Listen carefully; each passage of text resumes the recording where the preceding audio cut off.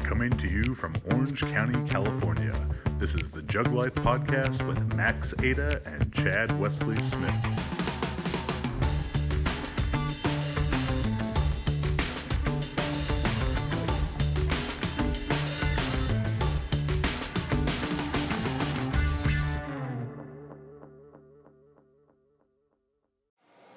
Hey everybody, Chad Wesley Smith here, another episode of the JuggLife podcast. I guess I can't say, as always, joined by Max Montana because he's off coaching some powerlifting right now. But I am joined by today's guest, Aaron Thomas, coach of the incomparable Jen Milliken. How you doing, buddy? Doing well. How are you doing today? And we are here at USA Powerlifting Raw Nationals. As you can see, USAPL, you're welcome for the free advertising on the JuggLife podcast. I'll expect a little bit faster press commands than we got last night in exchange. So Aaron is a master in sport physiology and coaching from ETSU, Eastern Tennessee State University, the same place that Dr. Israetel, Dr. Hoffman received their PhDs from. So a lot of similar influences and everything. Absolutely. Similar influences, and having the chance to actually work together with him on a pretty regular basis. Yeah. In fact, Mike was a workout partner of mine for a year and a half or so. How many towels does it take to wipe down a bench that Israetel's just glazed over? You just walk away. Yeah. Just let somebody else get it. You get like a hairdryer out, roll that down for a while. Pick off the back hair. That's the biggest thing. Yeah. You need some kind of like what that sticky Swiffer. There you go. Yeah, Swiffer, ShamWow, and now you're based at Knoxville, Tennessee, right? Yes, sir. So I've had the fortune to compete in the highest prestige powerlifting meets, SPF Pro-Ams, in the Days Inn Ballroom in Knoxville, Tennessee. Are you familiar? I am familiar. Yes. Spectacular, glitz and glamour. That was my second powerlifting meet. And I've never been back to Knoxville since. I don't know if I'm even allowed back. Had a great meet, 2165 at 308. Was at the time the number 2 308 total in the world, which really is a testament to how far powerlifting has come. And then some Knoxville natives, they wanted to get smart with me at a bar called Losers. You know that one? I don't know if it's still there anymore, unfortunately. Well, they probably had to burn it down after, but I put the Juggernog into work on someone, and I never saw him stand up. So there you go. I was just happy to get to the airport the next day, get out of the jurisdiction of the Knoxville PD. Probably for the best. Yeah. Definitely using your head the right way, though. I like it. So, where'd you do your undergrad at? So I was actually at ETSU as well. Okay. I got some ETSU stories. I got into a lot of trouble in Tennessee. I like ETSU stories. Yeah. So always some interesting stuff. Poor Richards? Poor Richards, great spot. Great spot. Poor Richards in Johnson City, Tennessee. Fantastic drink specials, like $1 you call it. Yeah. Kind of thing. On a pretty regular basis. Yeah. Like, it's Tuesday, $1 you call it. And then it's a day that ends in Y. Here's some really cheap booze. You get a lot of unlimited beer specials as well for like 3 hours. I'm trying to make animal hours, what they call it. Oh, you have to take that as a personal challenge. All you can drink for like 2 hours, and then it never turns out well. They figured it out after, 20 years or so. Yeah, that's bad. It's bad for everyone involved. Absolutely. So, as you look at your master's experience and deciding to forego the PhD, like that pretentious asshole Israetel, if you were to give some advice to maybe students, in their undergrad or thinking about a career in strength and conditioning, what do you think was great about your experience and maybe some things you'd change? So first of all, the experience at ETSU for a strength and conditioning coach is unlike anything else. As a master's student, you actually get to work with a team. You get assigned to a team. So I was working with primarily men's tennis while I was in my grad school. When I was in undergrad, I was an assistant strength and conditioning coach for men's soccer. So now, coming out of my master's degree, I've already got 4 years of D1 coaching experience. As far as I know, ETSU is still one of the only places in the country that actually you get a team, you're a strength and conditioning coach while you're working on your master's degree or your PhD. So that was a huge leg up on a lot of other schools. As you know, as a strength and conditioning coach, even at D1 levels, if you're not at a major school, you're looking at 100 hours a week and $35,000 a year. Yeah. I wanted to be a strength and conditioning coach. paying off a PhD on a $35,000 a year salary, not going to work. So that was kind of one of the reasons why I didn't really look at getting my PhD. And actually, I want to, as kind of like a retirement plan, just something to do, because I can't stop working. I'm a guy, I like to stay busy, I like to do things, I like to learn. So eventually I want to go on and get a PhD, just so I have the opportunity to learn more and kind of apply myself to one topic area and just really, really dig in. That's something I've always wanted to do, and then go back and teach it in school, because I enjoy teaching. But for now, as a coach, to me, it didn't really make sense to go get a PhD if I plan to be a coach. I said, I stopped the strength and conditioning route for the same reason, like $35,000 a year, 100 hours a week, just didn't make sense for me. It is. It's a Spartan nomadic existence where you move from place to place, and as JuggLife listeners and watchers know, we've had several strength and conditioning coaches on recently. Frank Wintrick from UCLA, Corey Schlesinger at Stanford, and so many of these guys are telling the stories of, I was at this school for 9 months and I was here for 14 months, and they've been at 8 schools in 10 years kind of thing to move up the ladder and maybe get that one elusive, like a amazing job like Coach Wintrick has at UCLA now, and those kind of jobs, but they're few and far between. Yeah, absolutely. And it's you have a coach, or you primarily work with football players. Your head coach gets fired because he sucks. Yeah. You may be the best strength and conditioning coach in the world. It doesn't matter. And I didn't want to rely so heavily on that and then have to extend my career for actually paying off my student loans for the next 20 years. I didn't want to have to do that. So I got into, I actually ended up going into medical sales, which is, a little bit outside my wheelhouse, but it's something that I've been able to do, control my schedule quite a bit, and then pick up my coaching online more, because I've coached online for about 10 years. And then trying to dig into it a little more and really pick up that business for the last probably 4 years. And then for the last 6 months to a year, I've been really amping up even more. So I've, roughly doubled my client base in roughly the last year, and just trying to push that direction. So before we get into a little bit more talk about that, just to kind of wrap up the education stuff, you mentioned being a D1 strength coach while you're getting your master's at ETSU, and it's important for people listening to understand that a sport physiology and coaching degree is very unique in the higher education field. That often it's exercise physiology, and people go to school wanting to do, to be a strength and conditioning coach or to own a private facility or whatever it is, but then they go get an exercise physiology degree and learn about, how to work with the elderly and obese and stuff. So if it is something that you want to do is to work with athletes, sport physiology, coaching, being put in those positions is so hugely important, because there's a lot of these programs that don't teach you how to coach. And that was a big reason why my degree is in history, because I knew that there weren't many programs out there. Right. Growing up in Southern California, I wasn't like, oh yeah, Johnson City, let's go move there for a while. Though we did visit a couple times for track meets. Right. Yeah. With ETSU especially, the primary focus is on sport physiology. So everything in the curriculum is we learn the exercise science obviously, but it's all about application and how to apply it to your athletes. And it's a huge step up. If you go to you have exercise science in undergrad and you start learning that, and you realize really quickly that if you want to be a coach, it doesn't apply really much at all to anything that you ever want to do. So actually taking the sport physiology classes, Dr. Mike Stone was one of my professors. He's head of the department. And the most published American sports scientist, right? Like 250 some research journal articles. Yeah, his curriculum vitae is just absolutely insane.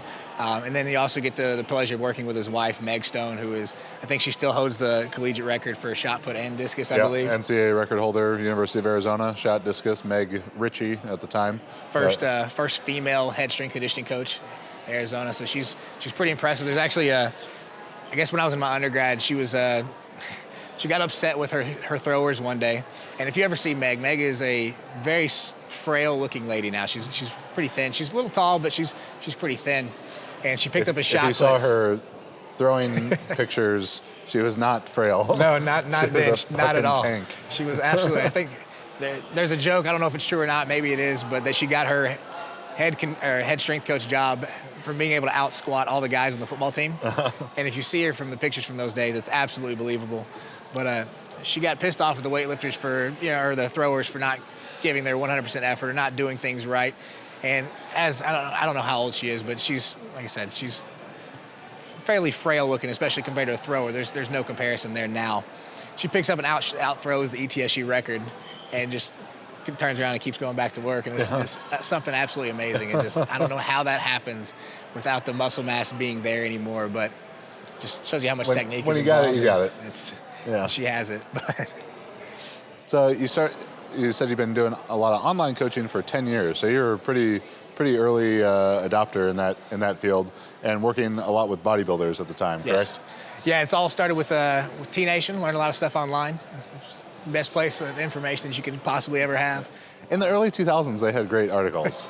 They really did. They actually had some solid stuff. Yeah, and they used to have like Charlie Francis articles and Yeah, stuff. I mean, there was actually a lot of good coaches, and still names you still see now. Like Schoenfeld was doing articles for them back then as well. Yeah. I think. I mean, a lot of really good researchers that actually posted, but there's still a lot of BS to kind of tread through. But I was a personal trainer actually while I was in high school still, and so I did fairly well read as far as much as you could be at that time in high school, and I had a lot of clients that I wanted to take with me to ETSU. Moving 4 hours away, obviously that's impossible to do. So I'm trying to find a way to continue to work with them, and it was started off just like email. I'm going to email you a program. Then you start getting into Excel a little more and start sending them Excel files, and that's how my online coaching began. It was just trying to keep clients for a longer period of time, especially when I was in college, not making any money. You know, I had a meal plan. That was cool. So it was like free food during the day. I'd eat everything I could in like my 2 meals a day. Just try to pack it all in. But, you know, I had no extra money to spend on anything. So that was like my little bit of side income. So if I ever wanted to go to a bar and get a couple of beers, I could actually go out and meet people or have friends, because I live in a dome. If you, he'll know. In Johnson City, going out to get a beer is like $2, all you can drink. So it's not these $8 beers out in California. So it's not too bad. You can do it off of, 1 or 2 clients a month. But that's kind of how it all started for me. And then so I did that for a while, working primarily with bodybuilders. Mostly, I'd give a ton of free programs to friends. That's how everybody starts off, right? People, friends that see you, oh, you're in pretty good shape. Let's beg you for a program. And it's cool, help them out. Did that for a long time, and then slowly started, okay, well, now it's time for me to start monetizing this a little bit, because it's too much of my time not to. And that's how I started off getting into it.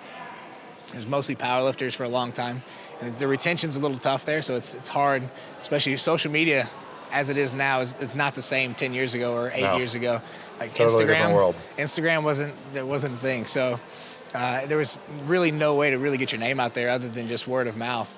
And I was living in Miami, training clients in East Tennessee, so word of mouth is not really easy to come by. So not until I moved back to Tennessee, and then started working with powerlifters a little bit more. Fun story is Jennifer Milliken's actually my first ever powerlifting client, which is nowhere to go but down from there. Yeah, exactly. Yeah. I peaked really early, and it's funny as I started coaching her, and you think you could write me a powerlifting program? I'm like, yeah, it's no problem. It's essentially, like, from a periodization standpoint, it's the reverse of bodybuilding. There's not too much different. You just instead of like 3 5s, 8s, 10s, 12, whatever, it's just taking that the other direction. And same rules apply. It's just specificity towards the end, obviously.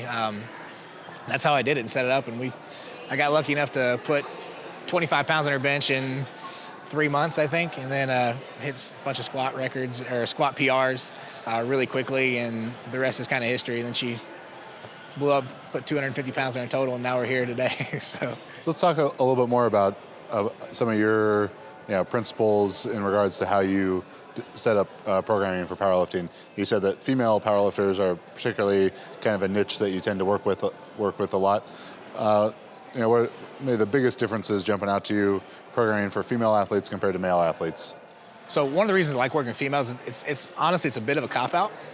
I get a wider range of intensities that I can still do okay with. If you get a guy, they're much more sensitive to intensities or high-lit intensities.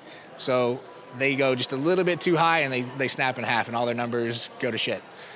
With females, you have a lot broader range of effective training volumes and intensities, in my opinion, particularly with smaller females. So you get a much larger range. I found over the years that West Side still has a really powerful influence on powerlifting, despite not being geared lifters, not taking geared, all the different things. But you found really low volume intensity. I found it, as I travel around and do seminars all over the country, that the Tennessee area is probably more influenced by that. Tennessee, Ohio, I saw a couple most wanted posters of myself throughout Ohio, and into the Northeast. Like we've done some stuff in Buffalo, and where geared lifting is still a bit more prominent. It's probably even a bigger deal locally there.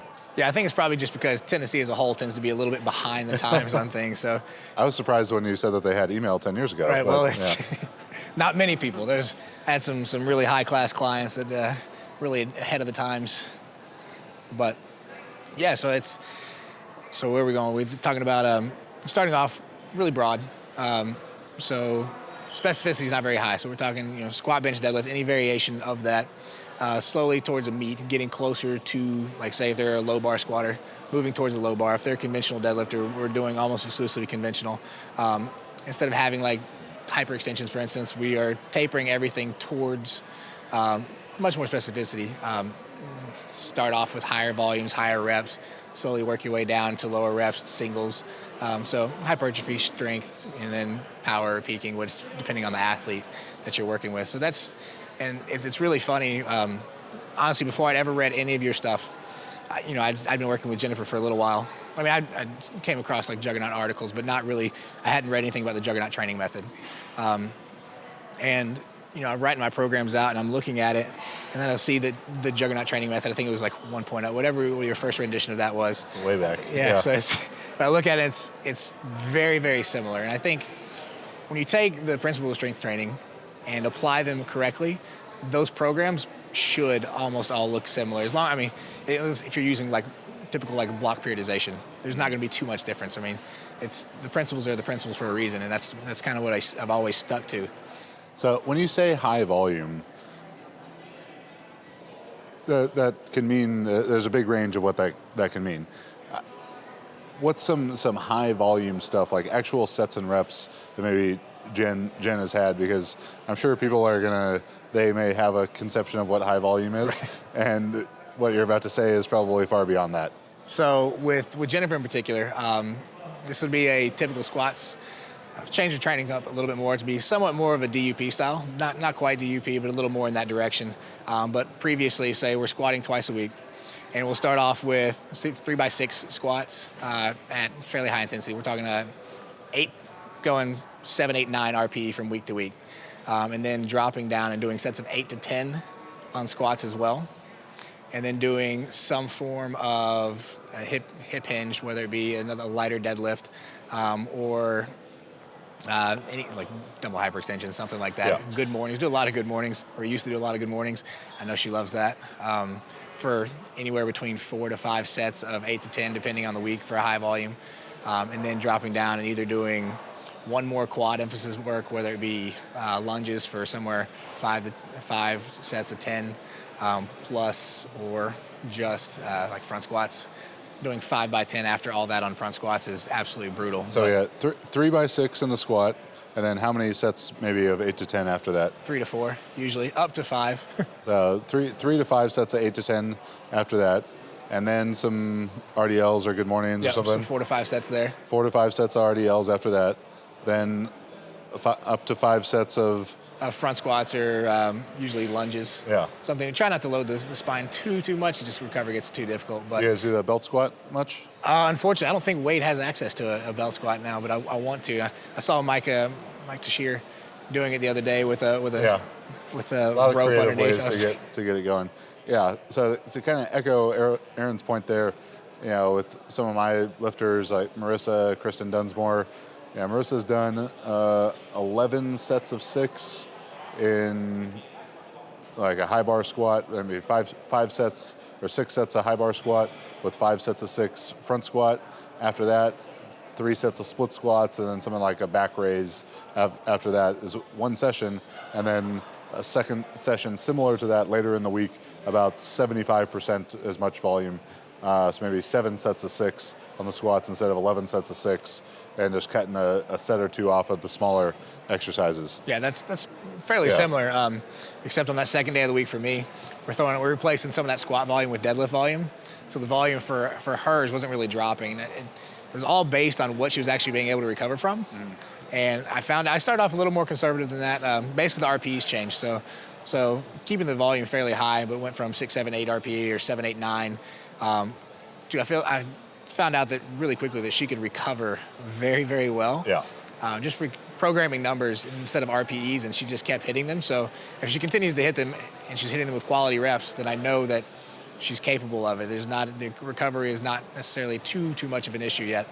So we cranked it up, and eventually she was getting to like 7, 8, 9, 10 RPE on even at, we said 13 sets of squats or so. I mean, in a single session, which it's amazing. If I did that, I mean, I'd snap in half now. Sure. And that's the takeaway, as Aaron said, as much as she can recover from, as much as Jen can recover from, I'm talking about as much as Marissa can recover from. That's not necessarily what you, the listener, or the athletes that you coach can recover from, but just trying to give a frame of reference when you think of high volume training, what is potentially possible. I always, look back at a time when I started working with Josh Bryant early in my powerlifting career, and the first program he sent me, I called him back and was like, is this a fucking joke? Like, you expect me to do this in one day? And the culmination of it was like a heavy triple in the deadlift with 10 sets of 4 back down sets on 1 minute rest periods, and then a couple sets of 6 deficit deadlifts, 5 sets of bent over rows, 5 sets of GHRs, 5 sets of chin-ups, 5 sets of back raises. And it was like a 2.5 hour just brutalizing of my body. And if you would have told me 3 weeks before that I could have survived it, let alone benefited from it, I would have thought you were crazy. But hearing some of those numbers for Jen, that Aaron's saying Jen's doing, and what Marissa does, like, hopefully that can kind of open some eyes to, when you want to talk about training high volume, what high volume can really mean. Yeah, and it's the high volume is not necessarily that difficult to recover from. It's the combination of the high volume and the intensity. And you talk to a lot of bodybuilders, and they'll hear that same program and think that's not very high volume.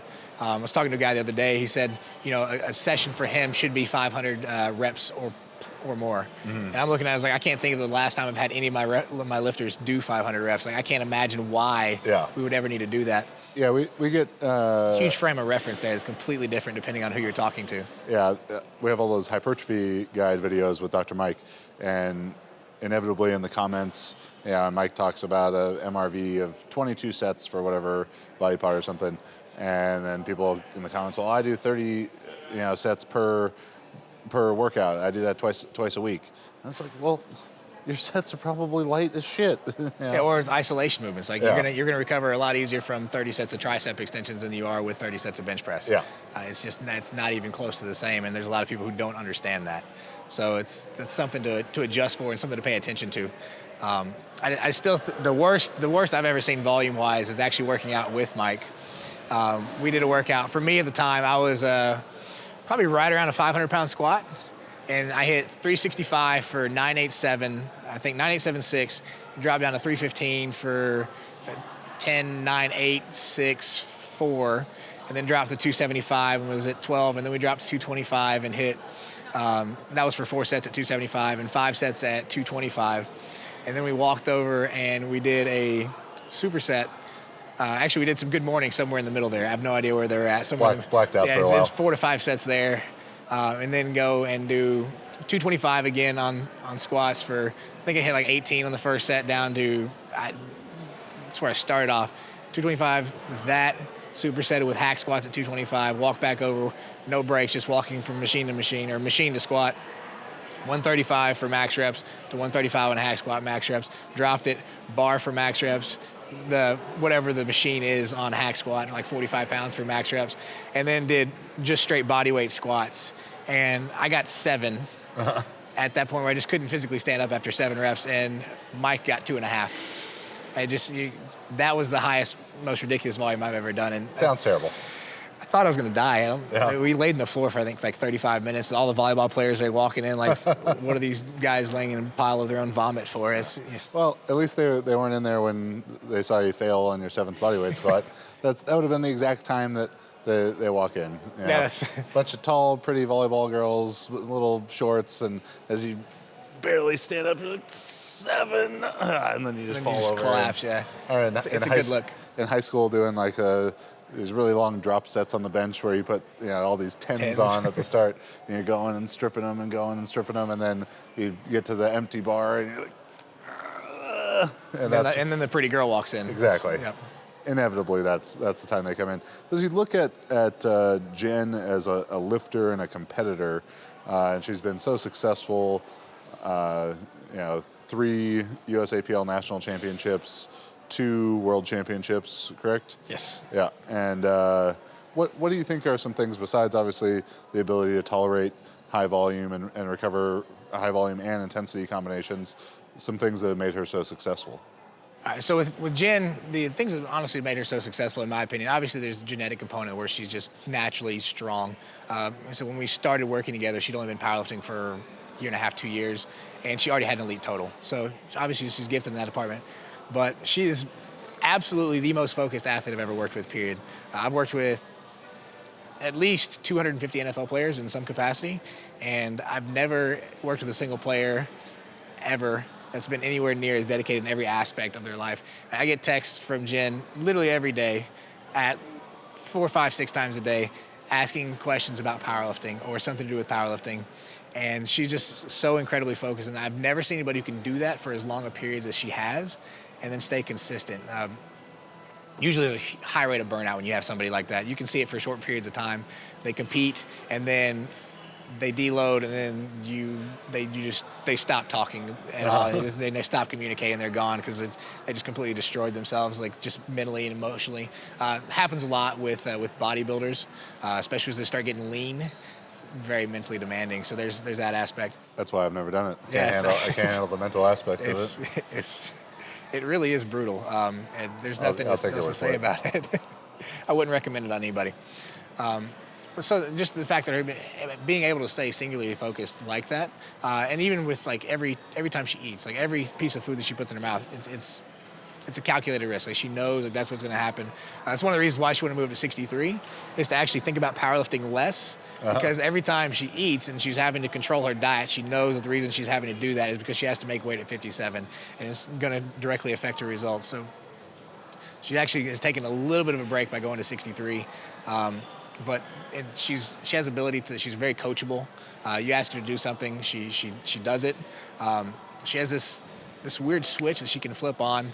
It's a switch that you want your athletes to be able to do when it's game time, and it's time to do it. She does it, and you can see it. So she doesn't really like to be talked to on game day too much. So you just see her quiet, and you think she's in the zone. And I'll never forget, like at the last World Championships, she goes, "Can I win?" And it's just, you have to hit this to win, period. You don't hit this, you don't win. And instantly you can see in her eyes, there's a change that happens, and it's time to go. And then she walks out there and she lifted it for 10 seconds, and she had the nice little hair puff thing, if you know what I'm talking about. She rewatched that video like 20 times. But yeah, it's just there's a switch, and you hope that your athlete can do that, and she's just the one who just continues to do that. She has to be driven, so she likes being the underdog too, which is exciting, especially about coming up tonight. So. Yeah. So as you look at the psychological aspect of powerlifting, maybe some advice you have for people out there to better develop themselves in that area. So the main thing is just visualizing your attempts or visualizing your lifts. That you can practice that all. It doesn't have to be on meet day. And that's one mistake that I see people making. They get in the zone one time for each lift, but it's only on meet day. And you can have a chance to practice that every single day. It doesn't mean you have to get overhyped for a lift. I usually don't recommend that in training, just so you don't get your intensity too high and you can actually recover. But you still have the ability to focus on a lift, see it in your head, visualize it 2, 3, 4 times. I mean, you've got, most powerlifters are taking like 5+ minutes between sets anyway. So you have time to really visualize it, and you can stay calm and relaxed. The other thing is like getting overhyped for a powerlifting meet. I mean, we just had a meet yesterday here, obviously. I think we were competing for 7 hours, something like that. It was a while. It was pretty long, yeah. And it was probably 2 to 8, something 2 to 8:30. Yeah, so we're looking at six plus hours, and you see lifters who are completely in the zone or trying to stay in the zone for all of that. Yeah. And there's a huge burnout effect that happens towards the end. For sure. And it's just, let's just get through these deadlifts, and they can't get to that just truly in the zone again after the end. It's just not the same. So having the ability to get yourself to calm down in between and then get fired back up for the actual lift itself, and then bring it back down a notch. So I think a big part of that too is what being fired up really constitutes. Like it's not necessarily, slapping yourself in the face and putting on this kind of show for your Instagram followers or whatever. Yeah, it can be this very quiet focus, which in the long term I think is much more effective as well and much more sustainable through long days, because you want to start blasting ammonia caps for your opening squat like 6 hours later when it's time to take your third deadlift. What are you going to have left by that time? So that's a lot of ammonia caps. Yeah. But that's another thing is there's a lot of people on meet day, they try to get overhyped because they're going out there to hit this meet in front of 100 people, 200 people, whatever it is. And just because they're in a competition, they have to hit it. So they do just things that aren't natural for them. Like me, I'm a very calm person, even when I'm going to lifts. Like a little bit like Greg Knuckles, like I can be laughing as I unrack the bar for my, like a max effort attempt. Same like LS McLean is the same way. He stays calm. He said he used to try to get fired up, but his attempts, like he never did as well when he did that. Yeah. Then he started being himself. It was an act. Yeah. And then he started being himself, acting the same way he did in training every day, and starts hitting huge PRs on the platform. And you just have to find kind of what works for you, and don't try to act like you're something you're not, because it doesn't work. Plus, it's if you get overhyped, then you make small mistakes on a squat, or you make just technical issues that you normally would never make, and it's easily preventable, and it's a mistake that a lot of people make. So for sure. Aaron, where can people learn more from you, learn about you, find your services? So the best place to find me is on my Instagram. I've got two of them. It's at 1AT Performance. There's another AT Performance, so I'm one, of course. And then at Strengthalytics, and that's Strength Alytics. There's no A-N. So I found like it's a bad idea to have anal in your name. It gets a lot of the wrong attention, so you can't have that. Would you consider yourself a strength analyst or a strength therapist? Strength. A strength analropist? Analropist. No, I like looking at I just like looking at a lot of the numbers and playing with them. So you get some nice cool waveforms that you can create and just see how they all interplay and go from there.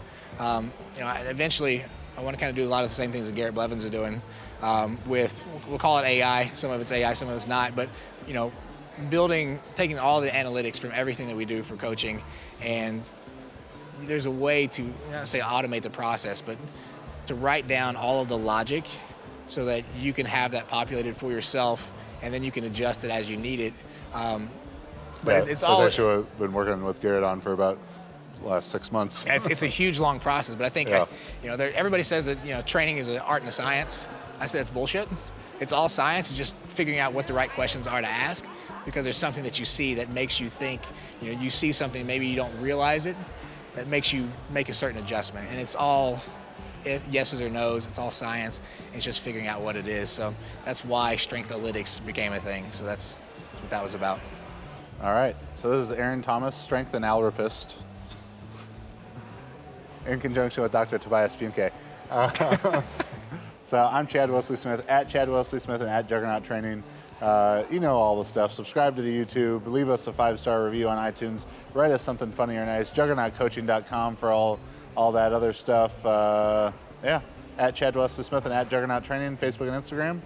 Thanks for watching. Thanks for listening. We'll see you next week. Thanks, Aaron. Thanks, Chad.